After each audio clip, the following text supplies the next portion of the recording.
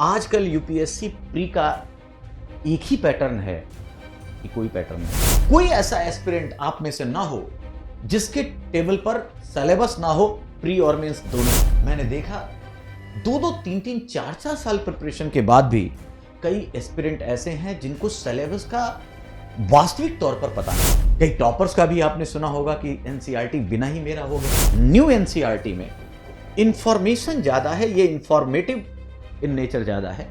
और old NCERT, खासकर अगर हम ज्योग्राफी और हिस्ट्री की बात करें तो वो जो है एनालिटिकल अप्रोच से ज्यादा लिखी। मैंने ये भी देखा जो बच्चे 5 किताब ले लेते हैं और एक बार पढ़ते हैं, दिस इज नो फार्मूला। और यही हो रहा कि कॉन्सेप्ट जाल की तरह होते हैं और फैक्ट मछली की तरह होती है।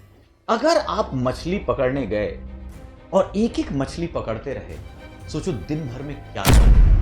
देखो, यूपीएससी की तैयारी वैसे तो बड़ी होलिस्टिक तैयारी है और बहुत कुछ डिमांड करती है, लेकिन ये तय है, अगर आपने कहा 10 पॉइंट में बताना है तो पहला तो बेसिक, सबसे पहले मैं ये बता दूं कि इस तैयारी को लेकर अगर आपका रोड मैप क्लियर है, अगर आप पूरी तैयारी 2 साल का एक पूरा आपने खाका बनाया हुआ है, अगर आप एकदम शुरुआत कर रहे हैं, पहले तो जल्दी में मत रहिए। जब आप एक पूरा सिलेबस कवर कर लें तब आप एग्जामिनेशन में बैठें। अब रहे 10 थंब रूल की बात। सबसे पहला मैं कहना चाहूंगा कि सबको अपने सिलेबस की जानकारी जरूर हो, पाठ्यक्रम की जानकारी जरूर हो। कोई ऐसा एस्पिरेंट आप में से ना हो जिसके टेबल पर सिलेबस ना हो, प्री और मेंस दोनों का। और खासकर मैं ये बात कहूंगा मेंस के लिए। मैंने देखा 2-2, 3-3, 4-4 साल प्रिपरेशन के बाद भी कई एस्पिरेंट ऐसे हैं जिनको सिलेबस का वास्तविक तौर पर पता नहीं है। और मैं यहां क्लियर कर दूं, सिलेबस का मतलब यह नहीं है कि जीएस 1 में हिस्ट्री, ज्योग्राफी, सोसाइटी है, सेकंड पेपर में पॉलिटी, गवर्नेंस, आईआर है, थर्ड पेपर में इकोनॉमिक, साइंटिफिक, डिजास्टर मैनेजमेंट या क्या है, और फोर्थ पेपर में एथिक्स है। नो, ये तो सबको पता है। जब आप तैयारी कर रहे हैं उसमें एक एक शब्द को देखिए, क्या कह रहा है उसमें। अगर विश्लेषण शब्द है तो विश्लेषण का अर्थ क्या है। अगर वो कह रहा है कि चर्चा है तो चर्चा का अर्थ क्या है। अगर वो कहता है growth engine of Indian economy, तो आपको पता होना चाहिए growth engine of Indian economy का मतलब क्या है। आखिर क्यों इतने क्वेश्चन सेकंड पेपर और थर्ड पेपर में एनजीओ और एसएचजी से आ रहे हैं। ये कोई कहीं ऊपर से नहीं आ रहे हैं, ये ऑलरेडी आपके सिलेबस का कोर पार्ट है, इसलिए पूछा जा रहा है। तो सबसे पहले सिलेबस से बहुत बाहर मत जाइए और सिलेबस से कम भी मत रहिए।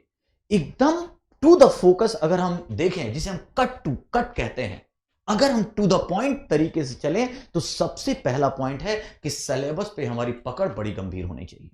दूसरा पॉइंट है जो बाद में काम आएगा जब आप लोग पेपर पूरा सिलेबस पढ़ लेंगे, लेकिन फिर भी प्री और मेंस दोनों का प्रीवियस ईयर क्वेश्चन 10-10 साल का आपके टेबल पे होना चाहिए, कि जहां भी आप पढ़ रहे हैं या सेल्फ स्टडी कर रहे हैं, खुद से पढ़ रहे हैं, उसमें यह जरूर पता हो कि जो मैं पढ़ रहा हूं यूपीएससी का पूछने का ट्रेंड वैसा ही है या कुछ और है। पता चल रहा है कि हमें जिस स्टाइल से पढ़ाया जा रहा है या हम जिस तरीके से पढ़ रहे हैं, लेकिन क्वेश्चन उससे नहीं बन रहा है। अगर नहीं बन रहा है तो आप मान के चलिए कहीं ना कहीं गैप है। तो ये आपको, एक तो अगर आप अपनी तैयारी कर रहे हैं तो एक तरह से उसकी डायरेक्शन तय करेगा, दिशा तय करेगा। और तीसरा जो आपने कहा शुरुआत के लिए, ये फाउंडेशन बैच है, मुझे उम्मीद थी अभी सब बच्चे बेसिक्स ही होंगे। आप सबसे मैं एक बात कहूंगा, क्लास के साथ साथ आप एनसीईआरटी जरूर पढ़ें। और ये एनसीईआरटी, ये 2 तरीके से देखो। बहुत सारे लोग ऐसे होंगे, कई टॉपर्स का भी आपने सुना होगा कि एनसीईआरटी बिना ही मेरा हो गया। तो बेटा, हर व्यक्ति अलग होता है, सबकी फ्रीक्वेंसी, सबकी वेवलेंथ, सबकी ग्रैस्पिंग पावर सब अलग है। अपनी क्षमता को पहचानो और अपनी क्षमता को पहचानो। लेकिन अगर हम कलेक्टिव तरीके से देखें तो एनसीईआरटी सबसे इंपॉर्टेंट इसलिए है कि ये आपका कॉन्सेप्ट बिल्ड करती है। एक तरह से अगर आपको, जैसे कहा जाता है नींव, ये फाउंडेशन है। अगर नींव मजबूत होगी तो इमारत बुलंद होगी, मजबूत होगी। केवल आकर कोर्स पढ़ने से और केवल कोचिंग के नोट्स पढ़ने की बजाय हमें अपने अगर फाउंडेशन को मजबूत करना है तो एनसीईआरटी जरूर पढ़नी चाहिए। और बहुत बेहतर है अगर आप हिस्ट्री, ज्योग्राफी, पॉलिटी, जो हमारा कोर पार्ट है, इकोनॉमी, इसका जरूर से जरूर आप पढ़ लें। एनसीईआरटी हो सके 6 से 12 पढ़ें। अगर 6 से 12 नहीं पढ़ पाते तो 9 to 12 जरूर से जरूर पढ़ें। ये बहुत ज्यादा जो मेरा अनुभव रहा है, पिछले 20 सालों में जो बच्चे निकले, जो सिलेक्शन हुए, उन सब में, चाहे वो साक्षी हो, चाहे रवि सिहाग हो, चाहे विजय गुर्जर हो, जिसने भी मेरे से बात की, वो एनसीईआरटी पर अपनी मजबूत पकड़ बनाए हुए थे। सर, ये सबसे ज्यादा क्वेश्चन आता रहता है स्टूडेंट की तरफ से कि पुरानी वाली एनसीईआरटी पढ़े या नई वाली एनसीईआरटी हाँ, पढ़े। ये आपका क्वेश्चन जेन्युइन है कि नई या पुरानी। सबसे पहले तो मैं कहूंगा जो आपके पास है उसको पढ़ें, लेकिन एक अंतर जरूर है। न्यू एनसीईआरटी में इंफॉर्मेशन ज्यादा है, ये इंफॉर्मेटिव इन नेचर ज्यादा है। और ओल्ड एनसीईआरटी, खासकर अगर हम ज्योग्राफी और हिस्ट्री की बात करें तो वो जो है एनालिटिकल अप्रोच से ज्यादा लिखी गई, एनालिटिकल अप्रोच ज्यादा था। तो विश्लेषणात्मक, खासकर अगर हिस्ट्री की बात करें तो 11th 12th की अगर हम ओल्ड एनसीईआरटी लें तो ज्यादा बेटर है। लेकिन जहां पर चेंजेज आए, देखिए पॉलिटी बहुत कुछ बदला है, ज्योग्राफी में नई चीजें आई हैं, तो यहां मैं चाहूंगा कि आप इंफॉर्मेटिव तरीके से ही चलें, आप नई रखें। मेरा यह कहना है कि इस द्वंद्व से निकलकर जो है आपके पास उसको पढ़ें, लेकिन पढ़ें जरूर। और जैसे अभी मैं, कोई बच्चा पूछ रहा था तो मैंने एक एग्जांपल भी दिया था एनसीईआरटी, एक कॉन्सेप्ट और फाउंडेशन के साथ साथ ये आपको लेखन शैली सिखाता है।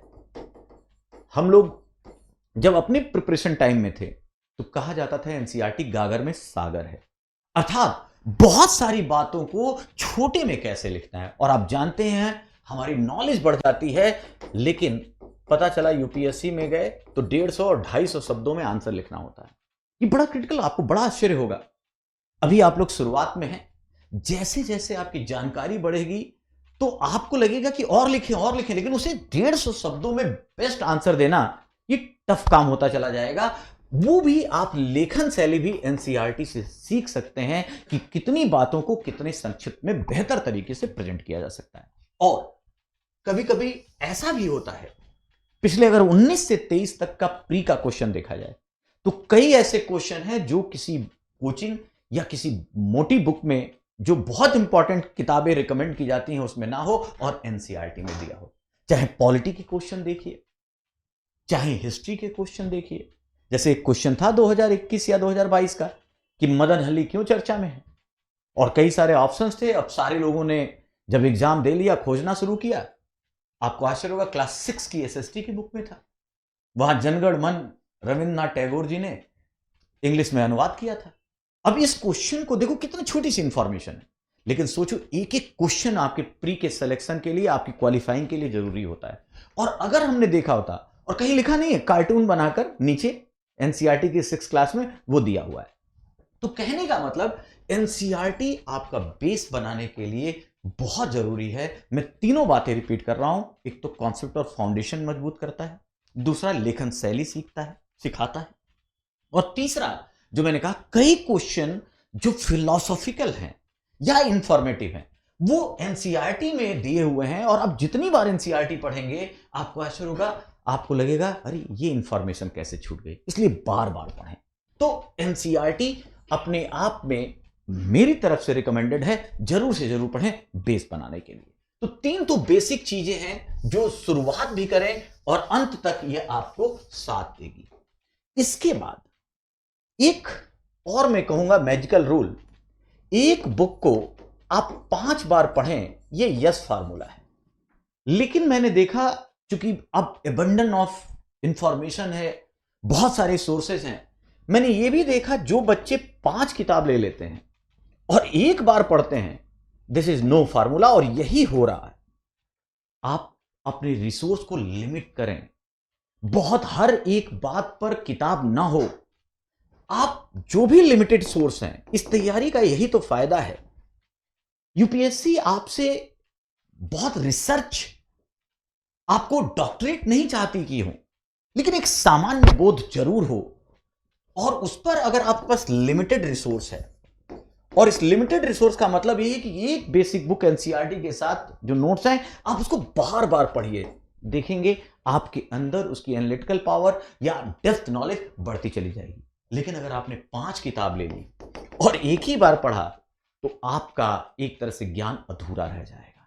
और इसीलिए यूपीएससी ये नहीं चाहती कि केवल सरफेस वाले इंफॉर्मेशन वाले लोगों को सेलेक्ट किया जाए। तो ये भी एकदम ध्यान रखिएगा कि अगर हमारे जो हमारे सोर्सेस हैं वो बहुत ज्यादा स्कैटर्ड ना हो, बहुत ज्यादा ना हो, लिमिटेड हो, और साथ ही साथ एक ही बुक को 5 बार पढ़ने का फार्मूला जरूर से जरूर रखिए। पांचवा जो मैं बात बताना चाहूंगा आजकल वो है कि अगर हमारे कॉन्सेप्ट क्लियर हैं, मैं हमेशा कहूंगा कि बच्चों जल्दबाजी में मत रहो, कॉन्सेप्चुअल क्लियरिटी से आगे बढ़ोगे तो तुम्हारे सक्सेस के चांस ज्यादा हैं। एक हिस्टोरियन है, वो हमेशा उन्होंने किताब लिखी और उसमें कहा कि कॉन्सेप्ट जाल की तरह होते हैं और फैक्ट मछली की तरह होती है। अगर आप मछली पकड़ने गए और एक एक मछली पकड़ते रहे, सोचो दिन भर में क्या करोगे, और बार बार मछली हो सकता है हाथ से फिसल जाए, एक सीमा होगी। लेकिन कॉन्सेप्ट जाल की तरह है, एक बार जाल बिछाओ और 100 मछलियां एक साथ पकड़ लो। तो कॉन्सेप्ट से जोड़कर, कॉन्सेप्ट से एकदम क्या करो, आप पहले अपने आप को मजबूत करो, उसके साथ फैक्ट अगर और इंफॉर्मेशन लाओगे तो कभी वो आपसे बाहर नहीं जाएगा। और यूपीएससी ये डिमांड कर रही है। अगर आप देखें तो बहुत सारे ऐसे क्वेश्चन हैं जिसको लेकर यह कहा जाए कि कॉन्सेप्चुअल क्लियरिटी कितनी जरूरी है। आप किसी भी एक क्वेश्चन को देख सकते हैं। जैसे एक क्वेश्चन पूछता है, हिस्ट्री से ही लकली, निम्नलिखित में से कौन सा कथन 19वीं शताब्दी के पूर्वार्ध के दौरान, तो 19वीं शताब्दी के पूर्वार्ध माने 1850 से पहले के दौरान इस भारत पर औद्योगिक क्रांति, आपको पता है ब्रिटेन पहला देश है जहां औद्योगिक क्रांति हुई। अब यहां पर कह रहा है कि उनकी औद्योगिक क्रांति का भारत पर क्या प्रभाव पड़ा। अब इसमें बहुत रटना नहीं है, बहुत सिंपल सा क्वेश्चन है। एक तरफ कहता है भारतीय कपड़ा उद्योग में बड़ी संख्या में मशीनें पेश की गई। अब ये बताओ, अरे भारत में मशीनें आएंगी, मशीन तो ब्रिटेन में लगेगा, ब्रिटेन में मशीन होगी और उस मशीन के अकॉर्डिंग भारत में वो खेती होगी। ये वो दौर है जब कृषि का वाणिज्यीकरण कराया जाएगा। सूती वस्त्र कारखाना मैनचेस्टर में लगेगा, पेंसिले में लगेगा, और यहां पर हमें मजबूर किया जाएगा कपास लगाओ, नील लगाओ। तो ये गलत हो गया। रेलवे लाइनें बिछाई गई देश के कई हिस्से में। आप सबको पता है 1850 के पहले नहीं, इसके बाद आया 1854 में पहली रेल बिछाई गई, ये सब आपको पता है। ब्रिटिश निर्माताओं के आयात पर भारी शुल्क लगाया गया। अब ये बताओ, ब्रिटिश निर्माताओं को तो फायदा पहुंचाया जाएगा ना, तो ब्रिटिश निर्माताओं को कच्चा माल और सस्ता मिले, उस पर क्या किया गया, जो ब्रिटेन से माल आएगा बना हुआ उस पर टैक्स कम हो जाएगी, और भारत से बना हुआ माल जो जाएगा उस पर टैक्स बढ़ जाएगा कि हमारा माल ना बिके। लेकिन कच्चा माल क्या होगा अगर हमारा जा रहा है, तो सस्ता कर दिया जाएगा। कुल मिलाकर बड़ा सिंपल है कि भारतीय हस्तशिल्प बर्बाद हो गए। भाई अगर वहां औद्योगिक क्रांति आ रही है तो एक लाइन का ये बड़ा इजी क्वेश्चन था जो पीपीटी आया लकली, वो बहुत इजी था कि भारतीय हस्तशिल्प बर्बाद हो गए। क्योंकि अगर वहां की औद्योगिक क्रांति को बढ़ाना था तो ऑब्वियस सी बात थी कि हमें यहां अंग्रेजों ने जानबूझकर हमारे हस्तशिल्प का गला घोंट दिया। और तुम्हें आश्चर्य होगा, ये क्वेश्चन इसी बात पर एक निबंध पूछा हुआ है, पूरा का पूरा, करीबन उस समय एक ही निबंध आता था 250 नंबर का। अब देखो, इसी तरह केवल प्री में नहीं, मेंस में देखो, highlight the difference in the approach of Subhash Bose and Mahatma Gandhi.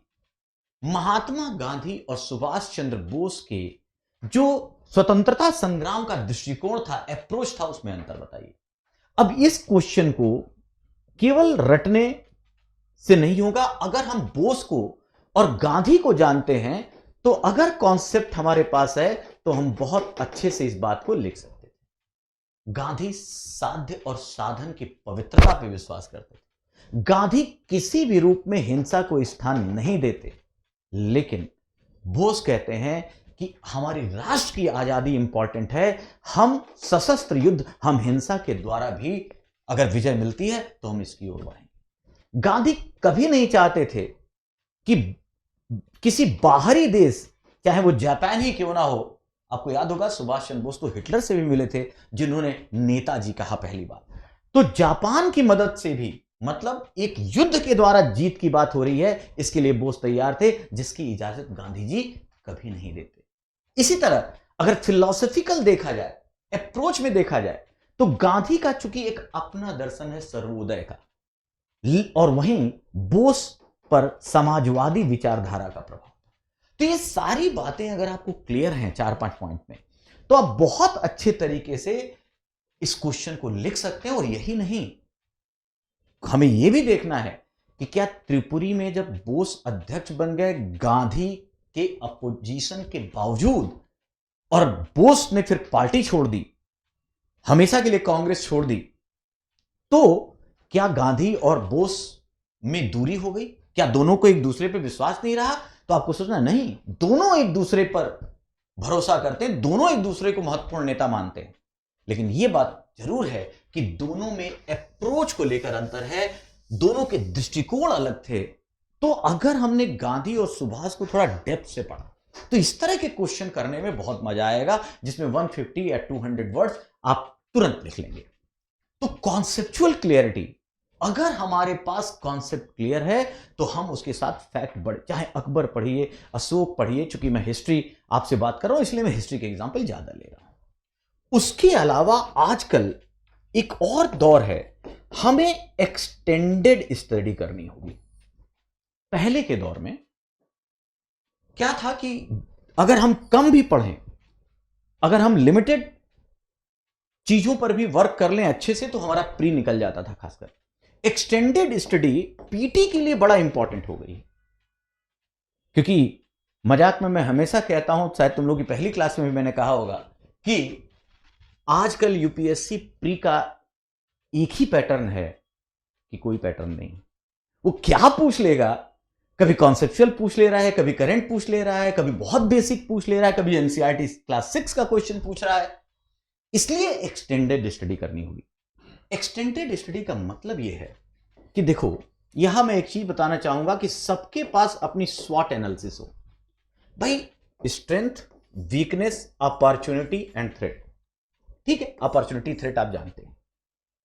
Her student का कोई ना कोई स्ट्रेंथ पॉइंट होगा, किसी की पॉलिटी अच्छी है, किसी की ज्योग्राफी अच्छी है, किसी की हिस्ट्री अच्छी है। पहले का दौर यह था कि हम ये कहते थे कि जो अपना मजबूत सब्जेक्ट है उसको खूब अच्छे से पढ़ लिया और वीकनेस वाले को छोड़ दिया। और निसंदेह नेगेटिव मार्किंग जब पहले नहीं थी तो ये बहुत सिंपल सूत्र था। लेकिन आज आपको अपनी वीकनेस, मान लीजिए आपको एनवायरमेंट, इकोलॉजी या साइंस टेक और इकोनॉमिक्स में दिक्कत आ रही है, तो आप छोड़ नहीं सकते। आपको अपना दायरा बढ़ाना पड़ेगा, एक्सटेंडेड तरीके से आपको पढ़ना पड़ेगा। और पढ़ना पड़ेगा तो ऑब्वियस सी बात है कि अब हम अपने स्ट्रेंथ में कोशिश करें कि जो हमारी तैयारी है उसमें आउटपुट कम से कम 80% रहे, कम से कम। और अगर वीकनेस में भी हम इसे 50% तक ले जाएं, तब आप सक्सेस होंगे। वीकनेस का मतलब, मान लीजिए इकोनॉमी या साइंस हमारा बहुत मजबूत नहीं है, लेकिन अगर ट्रेंड में आप देखिए इकोनॉमिक्स से 20+ क्वेश्चन आ रहे हैं, कौन कहेगा कि छोड़ दीजिए? लेकिन यह भी देखना है कि किस ट्रेंड से क्वेश्चन आ रहे हैं। क्या हम उसी पुराने पैटर्न से पढ़ रहे हैं, या हम करंट बेस से इंटरनेशनल जो इकोनॉमिक एस्पेक्ट है उसको जोड़ते हुए पढ़ रहे हैं, जिस तरह के क्वेश्चन आ रहे हैं। तो इस तरीके से आप अगर इसमें भी इंटरेस्ट क्रिएट करें, इसको भी लेकर सिलेबस जिस तरह से क्वेश्चन आ रहा है उसको बार बार पढ़ें, तो आप मान के चलिए कि यहां भी आना है और 80% यहां आउटपुट, और मान लेते हैं 50% 40% का आउटपुट यहां, ये आपको करना। तो एक्सटेंडेड स्टडी बहुत इंपॉर्टेंट है, क्योंकि कहां से क्वेश्चन पूछा जा रहा है और कब। जैसे देखिए, एक उदाहरण देता हूं। एक साल साइंस टेक में 14 क्वेश्चन पूछा, तो अगले साल साइंस टेक में 2 क्वेश्चन पूछा। अब एक साल पॉलिटी में 22 क्वेश्चन पूछा, फिर 12 पूछ दिया। तो अगर हम इस पे फोकस नहीं, अगर हम केवल अपने इस पे फोकस करेंगे, जो हमारी स्ट्रेंथ है तो दिक्कत होगी। इसलिए बहुत क्लियर है कि एक्सटेंडेड स्टडी करें और स्टैटिक पार्ट जो है, जो हमारा स्टैटिक पार्ट है उस पर जरूर से जरूर, स्टैटिक पार्ट माने मैंने देखा कई लड़के करंट पढ़ने के लिए परेशान रहते हैं, यहां करें वहां करें। सबसे पहले जो हिस्ट्री, ज्योग्राफी, पॉलिटी, इकोनॉमी है, इसको बहुत मजबूत कर लो। आपको आश्चर्य होगा मिनिमम 50 क्वेश्चन तो आएगा यहां से ना। 50 का मतलब 100 मार्क्स, और आप जानते हैं आजकल मेरिट 80 जा रही है। आप सोचिए, हम लोग करंट के चक्कर में, वो कहते हैं ना कि जो निश्चितता को छोड़कर अनिश्चितता की तरफ बढ़ता है तो उसका रिजल्ट भी अनिश्चित होता है। इसको इतना मजबूती से पढ़िए, इस जो मैंने कहा स्टैटिक पार्ट को, अगर वो मजबूत है, जैसे कॉन्सेप्ट क्लियरिटी वहां ज्यादा है, एक्सटेंडेड तरीके से पढ़ते हैं, तो मैं एकदम कह रहा हूं कि आप इन होंगे। नेक्स्ट अगर देखें तो चौथा ये था, पांच, सातवां जो हमारा टॉपिक है उसमें मैं आपसे ये कहना चाहूंगा 7 रूल में इंटरडिसिप्लिनरी अप्रोच से पढ़ें। इंटरडिसिप्लिनरी अप्रोच से पढ़ें। कभी मत सोचो कि हिस्ट्री जो पढ़ा केवल उसी में समाप्त हो गया, आईआर जो पढ़ा केवल वो एक तरह से विदेशी नीति या कूटनीति की तरीके से आएगा। आपको यह देखना है कि अगर इंटरनेशनल रिलेशन पढ़ रहे हैं तो उसमें इकोनॉमिक एस्पेक्ट क्या है, उसमें साइंसटेक क्या है, उसमें पॉलिटिकल एस्पेक्ट क्या है, उसमें साइंसटेक का एस्पेक्ट क्या है, उसमें डिप्लोमेसी का एस्पेक्ट क्या है। और यही नहीं, इसी साल मेंस में 2023 मेंस का एक क्वेश्चन था कि प्राचीन भारतीय इतिहास पर भौगोलिक जो कंपोनेंट्स हैं उनका प्रभाव क्या पड़ा, मतलब भौगोलिक अवयवों का भारतीय प्राचीन इतिहास के विकास में योगदान। अरे भाई, जलवायु इंपॉर्टेंट है, हमारी जो जियो पॉलिटिक्स है वो इंपॉर्टेंट है, हम किस तरह के अलग अलग एग्रोक्लाइमेटिक जोन है ये इंपॉर्टेंट है, कैसे भारत एक विविधता में एकता वाला देश बना ये भी हमारे ज्योग्राफी के कारण है या नहीं। तो भारत तो इस तरह, जब इस तरह का इंटरडिसिप्लिनरी क्वेश्चन दे रहा है, कहा जाता है there is no history without geography. और इसमें कोई शक नहीं है कि जहां जैसी जलवायु होगी उसी तरह से वहां से मिट्टी होगी, जैसी मिट्टी होगी वहां पर उसी तरह का कृषि या उद्योग होगा, जैसा कृषि उद्योग होगा उसी तरह से सांस्कृतिक परंपराएं और सोच और दर्शन विकसित होंगे। तुल्य देकर ये सारी चीजें एक दूसरे से जुड़ी हुई हैं। ये कभी मत सोचना कि ये फर्स्ट पेपर में, सेकंड पेपर में, थर्ड पेपर में, ये फोर्थ पेपर में। आप देखिए, एक बार एक क्वेश्चन देता है कि पीटी वाला ही ले लो, कहा जाता है, मैं 2 क्वेश्चन लेता हूं प्री और मेंस के हिसाब से। एक लेवांते या लेवेंट शब्द आया, शायद 2022 का ये क्वेश्चन है। अब देखने में लग रहा है कि ज्योग्राफी का क्वेश्चन है, लेकिन ये करंट से भी है, आईआर से भी है और इंटरनल सिक्योरिटी से भी है। आपको याद होगा जब पहले एक, देखिए कैसे क्लियर हो जाएगा, पहले एक संगठन था उसका नाम था ISIL, फिर वो बना IS, अब आप समझ गए होंगे, और आज बन गया है IS, Islamic state. Islamic state in Iraq and Syria, Iraq and Syria. और उससे पहले था Islamic state in Iraq and Levante, Iraq and Levante. तो इसका मतलब इराक तो लेवांते में आता नहीं है, यही से आपको क्लियर हो गया। तो ये जैसे जैसे इस आतंकी, अभी दुनिया का सबसे क्रूरतम आतंकी संगठन है, और देखो कैसे इसका डिमांड बढ़ता चला गया। ISIL से ISIS बना, और अब वो कहते हैं दिल मांगे मोर। अब ये इस्लामिक स्टेट की बात कर रहा है जो खलीफा का राज्य था, और निसंदेह IS में भारत की भी कुछ क्षेत्रों को जो मैप दिखाया गया, जो इनकी मांग है, क्योंकि खलीफा के साम्राज्य की बात करते हैं, तो ये थ्रेट हमारे लिए, ये थ्रेट नहीं था, लेकिन IS थ्रेट है। तो इसका मतलब ये है, अब ये देखो क्वेश्चन पूछ रहा है लेवांते शब्द कहां से है। अगर थोड़ा भी आपने देखा होगा, यस देखिए, पूर्वी भूमध्य सागरीय तटों वाला क्षेत्र, पहला ही मेडिटेरियन सी के बगल में जब हम देखते हैं तो इजराइल है, फिलिस्तीन है, जॉर्डन है, सीरिया है। तो ये जो क्षेत्र हैं, यही क्षेत्र जो है वो लेवांते क्षेत्र कहलाते हैं। तो देखते ही पूर्वी भूमध्य सागर के पूर्वी तटों वाला क्षेत्र ही लेवांते कहा जाता है। इंटरडिसिप्लिनरी, इसीलिए मैंने, अब देखो एक क्वेश्चन आया शायद अभी हाल का है, पहले पूछता है व्हाट इज क्रिप्टो करेंसी। आप सबको पता है क्रिप्टो करेंसी क्या है, एक वर्चुअल करेंसी है भाई। एक तरह से ये एक ऐसी क्रिप्टो करेंसी, आजकल बिटकॉइन सब लोग सुनते हैं, एक उदाहरण दे रहा हूं, बहुत सारे हैं। क्रिप्टो करेंसी एक वर्चुअल करेंसी है। इसकी सबसे बड़ी दिक्कत, और किस टेक्नोलॉजी पे है इतना आइडिया होगा, ये ब्लॉकचेन टेक्नोलॉजी पे है ना। इसमें सबसे इंपॉर्टेंट ये डिसेंट्रलाइज है, इसका रेगुलेशन नहीं है, कोई नियंत्रणकारी संस्था नहीं है। तो फायदा यह है कि डिसेंट्रलाइज्ड है। लेकिन यही नियामक संस्था, अब क्वेश्चन क्या पूछता है, व्हाट इज क्रिप्टो करेंसी, आराम से 2-3 पॉइंट लिख दिया। फिर कहता है how does it effect global security, ये वैश्विक सुरक्षा को कैसे अफेक्ट करता है। तो वैश्विक सुरक्षा ऑब्वियसली देखिए, मनी लॉन्ड्रिंग की बात आएगी, टेरर फंडिंग की बात आएगी, और जब टेरर फंडिंग, उसकी border, cross border financial transfers की बात आएगी। तो ये सारी बातें जो हैं हमारी ग्लोबल सिक्योरिटी को थ्रेट पहुंचाएंगी। और फिर देखो इसी क्वेश्चन में पूछता है has it been affecting Indian society also. देखो सुरक्षा का क्वेश्चन, ग्लोबल सिक्योरिटी, और यहां पूछता है भारतीय समाज को भी प्रभावित कर रहा है क्या। तो भारतीय समाज को प्रभावित करने का मतलब हम इसके दोनों पक्ष लिख सकते हैं। अगर पॉजिटिव साइड देखें तो पॉजिटिव साइड आजकल पढ़ ही रहे होंगे, फाइनेंशियल इंक्लूजन, वित्तीय समावेशन को बढ़ावा देगा। भाई बैंक जाके डॉक्यूमेंट खोलो, ये बनाओ वो बनाओ, उसके बाद एक बटन दबाओ और तुम्हारे पास पैसा पहुंच गया, तो वित्तीय समावेशन होगा। दूसरा पॉइंट अगर देखा जाए कि क्या फायदा है, तो अगर एक बात बताओ, जब ऐसा कोई चीज आएगा, आप जानते हैं रेमिटांस से, भारत के लोग जो विदेशों में रह रहे हैं और अपने परिवार को जो पैसा भेजते हैं उसको रेमिटांस कहते हैं। और तुम्हें अच्छी बात पता होगी, 10 सालों से दुनिया का नंबर 1 देश है जो रेमिटांसेज में सबसे ज्यादा पैसा हासिल कर रहा है। हमारे जो लोग गल्फ में जाके काम कर रहे हैं, अमेरिका में काम कर रहे हैं, जो परिवार को पैसा भेजते हैं, जो हमारे लिए बड़ा काम आता है, और एक चालू खाता में आता है, करेंट अकाउंट में आता है, तो ये भी एक बड़ी इंपॉर्टेंट चीज है।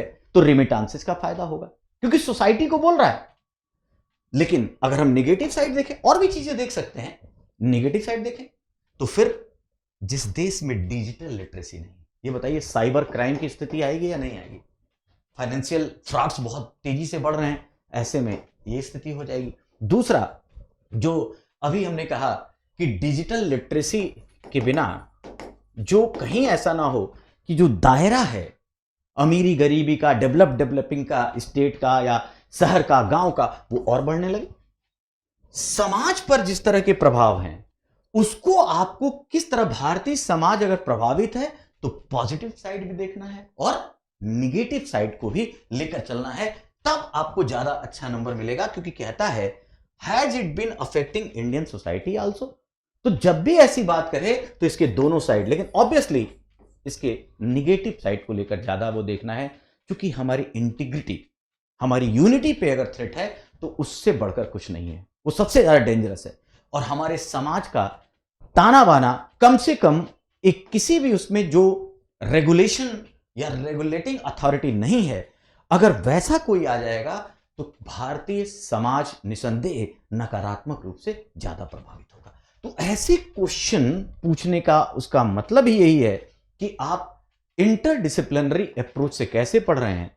और इसीलिए मैं कह रहा हूं history, polity, geography, economics, IR, ये सब अलग नहीं, एक साथ देखिए। मैं आपको एक उदाहरण देता हूं। वर्ल्ड कप, विश्व कप, जो वनडे था 50 ओवर्स वाला, वो चल रहा था, जिसमें हम फाइनल में पहुंचे, बहुत उम्मीद थी हम जीतेंगे। एक मैच हुआ बांग्लादेश और श्रीलंका के खिलाफ।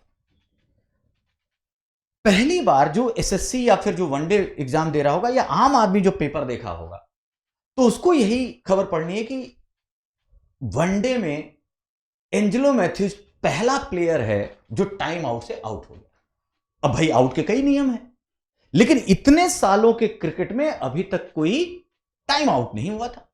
वर्ल्ड कप का मैच था, बांग्लादेश का कप्तान था साकिब उल हसन। उसने टाइम आउट पे, चूंकि एंजेलो मैथ्यूज रूल है 2 से 3 मिनट के अंदर आपको स्ट्राइक लेनी है, रूल यह है कि उसको आकर स्ट्राइक लेनी थी, वो स्ट्राइक नहीं ले पाया। साकिब उल हसन ने अपील की, एंजेलो मैथ्यू आउट हो गया। अब जो लोग हैं उनको तो केवल ये दिखा कि श्रीलंका हार गई, या फिर साकिब उल हसन ऐसा करके पहला प्लेयर एंजेलो मैथ्यूज है जो टाइम आउट से आउट हुआ, हिस्ट्री में क्रिकेट की पहली बार। लेकिन यूपीएससी का बच्चा कैसे पढ़ेगा? वो इसे कई जगह ला जा सकता है, लेकिन सबसे पहले ले जाएगा एथिक्स में। मैं इसको बदलता हूं इसलिए कि आप देखिए इसके बाद क्या होगा कि जब यूपीएससी के तरीके से आपको देखना है तो आप ये देखिए, एथिक्स के पेपर में ले आइए, 3 बार क्वेश्चन पूछा है लॉ और मोरालिटी में क्या अंतर होता है। और ये हम बार बार रटने की बजाय, मैं हमेशा कहता हूं कि प्रेजेंटेशन से अपने आंसर लिखो, ये लॉ है, ये मोरालिटी है। तो कई ऐसी मोरल बातें हैं जो लॉ है और कई लॉ मोरल है, लेकिन कई ऐसी भी जो अलग अलग है। इसी केस को लो, अब यूपीएससी का लड़का केस स्टडी बनाएगा कैसे? देखो, rule wise, law wise Angelo Matthew out है, किताब में है तभी तो आउट हुआ, लेकिन क्या ये मोरल था? आप पढ़ेंगे तो और इमोशनल एंगल था। मैथ्यू का जो हेलमेट था, उसकी जो स्ट्रिप थी वो टूट गई थी। अगर वो नहीं लगाता और फास्ट बॉलर था तो उसे चोट लगती, इसीलिए उसको ठीक करने में उसे देर लगी। तो मोरालिटी के हिसाब से साकिब उल हसन गलत था, नैतिक तो नहीं था, लेकिन लॉ उसे क्या कहता है? आउट मानता है, तो आउट हो गया। इसी तरह आपने सिलक्यारा सुरंग की घटना सुनी होगी। उत्तराखंड में सुरंग बन रही थी और उस सुरंग में अचानक जो है, जब उसमें लैंडस्लाइड हुआ और सारी चीजें, उसमें बहुत सारे श्रमिक फंस गए, हमारे पूरे देश के लिए बड़ा इमोशनल मुद्दा था। तो मैं आश्चर्य होगा, इस देश में रैट माइनर्स बैन हो चुके थे और सारा आधुनिक तंत्र लगा दिया गया, सफल नहीं हुआ। अंततः रैट माइनिंग और रैट माइनर्स ने उसे ऐसा सफल बनाया और हमारे श्रमिक बाहर निकले। तो फिर से लॉ कहता है कि रैट माइनर्स नहीं होना है, और मोरालिटी, लोगों का जीवन इंपॉर्टेंट है। वो भी कौन से लोग? जो हमारे सबसे लोअर स्टेटा पे थे, मजदूर। पूरा कंसर्न पॉलिटिकल से लेके ग्लोबल, पूरा दुनिया हमें देख रही थी। और तब रैट माइनर्स ने अपने उस माइनिंग के द्वारा जब निकाला तो दुनिया ने सराहा। लॉ तो नहीं था, इंडिया में तो बैन है, लेकिन फिर भी मोरालिटी, लोगों का जीवन इंपॉर्टेंट है। तो कई बार आपको ये सोचना है यूपीएससी एस्पिरेंट के बार कि कई बार रूल, नियम, कानून से ऊपर आपको डिसीजन लेना होता है। किस तरह से लेंगे वो परिस्थितियां तय कराती हैं। इसी तरह तो इसका मतलब यह हुआ कि हम लोग अपने जो इंटरडिसिप्लिनरी अप्रोच है, इस पे जरूर से जरूर ध्यान रखें। 8वां पॉइंट है, हम कुछ भी लिखें, हम कुछ भी पढ़ें, एक काम करना है कि केवल पढ़ाई नहीं, मैं हमेशा कहता हूं पढ़ो, रीडिंग, राइटिंग और थिंकिंग या विजुअलाइजिंग, जो पढ़ो एक बार 2 बार पढ़ने के बाद, क्योंकि एक बार में नहीं याद होगा। अभी आप में से कोई बच्चा आया था ना कि सर हम बार बार पढ़ते हैं अगला, लेकिन पिछला भूल जाता है। एक बार नहीं, कम से कम 2, 3, 4 बार पढ़ो, फिर कोशिश करो उसे लिखने की, आंख बंद करो, उसको फिर विजुअलाइज या सोचने की बात करो। टीचर जब पढ़ाए या लड़का जब पढ़े तो केवल वो शब्द को रटने की कोशिश ना करे। उसे पढ़ते वक्त और टीचर को पढ़ाते वक्त ऐसा लगे कि वो घटना उसके सामने घूम रही है। अगर वो पिक्चर बनने लगेगी ना, अगर इमेज बनने लगेगी, तो फिर वो चीज तुम्हें कभी नहीं भूलेगी। और कोशिश करो कि इसी तरीके से पढ़ो। अगर मैं सर वो हिस्ट्री वाला क्वेश्चन इमेज था, आप बता रहे थे। यस, देखो सीधा वो तो इमेज से क्वेश्चन ही पूछ दिया। या फिर अगर हम भी कई बात कहें, अगर जैसे भारत मालदीव रिलेशन पे अभी बात हो रही है, अब जब हम भारत मालदीव की बात करें तो आंख बंद होते ही क्लियर हो जाए कि दूरी क्या है, लक्षद्वीप से कितना दूर है। या फिर मालदीव में यह भी आ जाए कि उस देश के लिए ऑपरेशन कैक्टस के द्वारा हमने जिसकी सॉवरेनिटी की रक्षा की और फिर भी वह ऐसा कर रहा है, तो क्या क्या इमेज हो सकती है, वो कौन कौन से पॉइंट है, वो पॉइंट रटने ना पड़े। 1-2 बार पढ़ा, फिर सोचना शुरू कर दिया कि सर 2-3 मुद्दे हैं। एक तो चाइना का मुद्दा है, दूसरा वहां पॉलिटिकल एंगल है, विपक्ष ऐसा करता रहता है, या फिर जिस पार्टी को जीतना है वो इंडिया के खिलाफ अगर बात करके सेंटिमेंट उपजा कर आ रही है तो जीत सकती है। तीसरा, कुछ खामियां भी रही हैं भारत की तरफ से। पड़ोसी देश कहते हैं कि India promises only but China delivers, तीनों पॉइंट हो गए। चौथा, तो ऐसे करके 3-3, 4-4, 5-5 पॉइंट बनाते जाइए और एक बार उसको फिर बंद कीजिए दिमाग, तो सोचें जब आप आंख बंद करें तो वो पॉइंट आने लगे। इसके अलावा तो रीडिंग, राइटिंग और साथ में थिंकिंग, विजुअलाइजिंग, ये बहुत जरूरी है। तो 8 पॉइंट तो ये हो गए। उसके बाद अगर मैं 9वें पॉइंट की बात करूं तो 9वां पॉइंट आपके लिए है राइटिंग प्रैक्टिस। और इसी राइटिंग प्रैक्टिस में आपको प्रेजेंटेशन सीखना है और इसी में मैं कह सकता हूं टेस्ट दीजिए, पीटी, मेंस। लिखने से मत भागो, क्योंकि अगर आप अचानक वहां जाएंगे तो बहुत सारी गलतियां हो सकती हैं। और जिस तरह के क्वेश्चन आज हैं, अगर आपने और जितने शब्द लिखने हैं, आप पहले से तैयारी करके जाइए कि कितना ज्यादा हम पहले से ही, जैसे 150 शब्दों का है तो हमारा तय हो जाए कि मैं इतने मिनट में लिख लूंगा। 200-250 शब्दों का है तो भी इतनी अच्छी प्रैक्टिस होनी चाहिए। कहां पे ग्राफ बनाना है, कहां पे पिक्चर बनानी है, कहां पे डेटा देना है, कहां पे एनालिसिस करनी है, कहां पॉइंट वाइज लिखना है, कहां पैराग्राफ लिखना है, ये सारी प्रैक्टिस होना चाहिए, बहुत इंपॉर्टेंट है। And last but not the least, 10वां केवल यही है, कई बार लगेगा वही लक्ष्मीकांत पढ़नी है, पॉलिटी का या ये कहें यूपीएससी का हर साल पिछले अगर 5-6 सालों से देखो तो जो फर्स्ट रैंकर है वो भी कहेगा मैंने लक्ष्मीकांत पढ़ी, और जो 5 बार बेचारा क्वालिफाई नहीं कर पाया वो भी कहता है कि मैंने लक्ष्मीकांत ही पढ़ी। इसका मतलब पढ़ने का दृष्टिकोण, उसको अच्छे से जो मैंने बातें बताई उस तरह से पढ़िए। और इसीलिए 10वां है, केवल इसका एक ही फार्मूला है, revision, revision and revision, RRR। तो ये RRR केवल कुछ नहीं, उसको बार बार पढ़ते हुए चलिए। तो जो आपने 10 बातें कही थी, मैंने कोशिश की 10 में ही रखूं। यही 10 बातें हैं जो आपको याद रखना है, और अगर आप इस तरीके से चलते हैं तो आप मान के, बड़ा बेसिक और बड़ा फंडामेंटल वो है। आईएएस की तैयारी की, यूपीएससी की तैयारी की सबसे अच्छी बात है कि इसका सिलेबस बहुत क्लियर है, सामने पेपर से ट्रेंड बहुत क्लियर है। तो इसके लिए कोई बहुत अलग हटके, लीक से हटकर कुछ भी नहीं, जो है आपके सामने है। अब इसी पर आपको बार बार बेहतर एफर्ट करना है।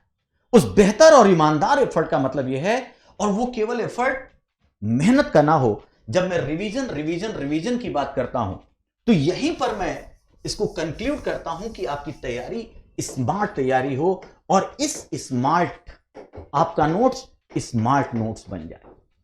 अब ये स्मार्ट नोट्स जो रिवीजन मैंने कहा, उसका तरीका यह है कि आप अपने को दूसरों से, आप गधे की तरह मेहनत, सबसे जो मेहनती होता है कहते हैं गधा होता है, दिन भर 24 घंटे मेहनत करता है, लेकिन उसे गधा इसलिए कहा जाता है कि वो केवल मेहनत करता है, उसके पीछे इंटेलिजेंसिया नहीं है, आउटपुट नहीं है। आपको स्मार्ट मेहनत करनी है, स्मार्ट नोट्स बनाना है। तो स्मार्ट नोट्स का मतलब ये नहीं कि बड़ा कलरफुल हो, बहुत सुंदर दिखे। स्मार्ट नोट्स का मतलब है कि जितना अभी तक आपने पढ़ा, कोई भी टॉपिक मान लीजिए, जिसे मान लीजिए गांधी का सविनय अवज्ञा आंदोलन पढ़ा, सिविल डिसऑबीडियंस मूवमेंट, अब जिस भी किताब से पढ़ेंगे, किसी कोचिंग के नोट से पढ़ेंगे, 10 पेज में दिया हो। आपको करना क्या है, एक सिनॉप्सिस बनानी है, और उसमें सीडीएम का अर्थ क्या है, एक पॉइंट लिख दिया।